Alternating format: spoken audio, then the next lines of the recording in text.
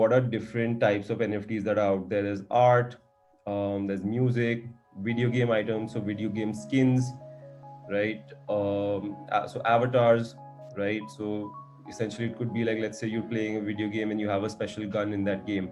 That could be an NFT, and that could rise in value over time if it's very scarce. So I'll talk about like how the value of an NFT could potentially rise in the future. Then collectibles, trading cards, right? Those could be NFTs. Sporting moments. So like I told you about, like a lot of sports stars are now selling their historical moments in the form of NFTs. So you basically will have you'll get royalties whenever those video clips are used. Memes can be NFTs, virtual fashion goods. So like Gucci, Louis Vuitton, Nike, Adidas, all of them are building their own metaverse at this point.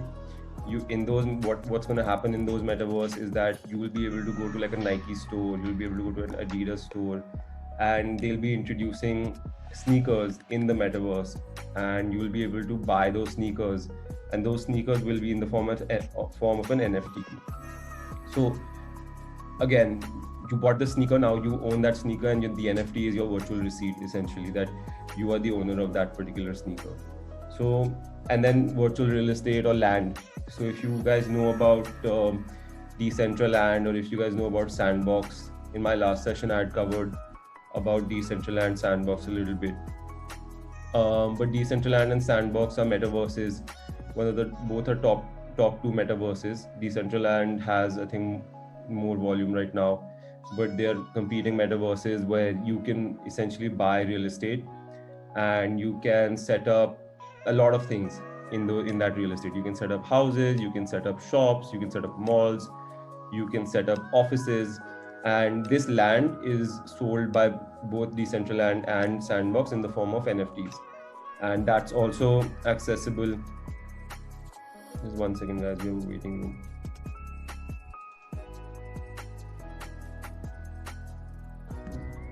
Yeah, so that's also accessible on OpenSea, which I will demonstrate how to set up an account on OpenSea, how to connect your MetaMask wallet, how to discover NFTs on OpenSea, things like that. I'll just walk you through. Right, so these are the different types of NFTs that are out there. It's not very wise to get started with all. So what a lot of people do when they get started with NFTs is that they'll choose one of these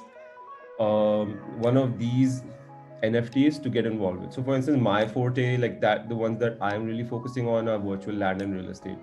This is something that I'm really interested in. In particular, I've started evaluating different types of land on Decentraland as well as on Sandbox to invest in. This is something that I believe will go up in value because I've built a thesis around it.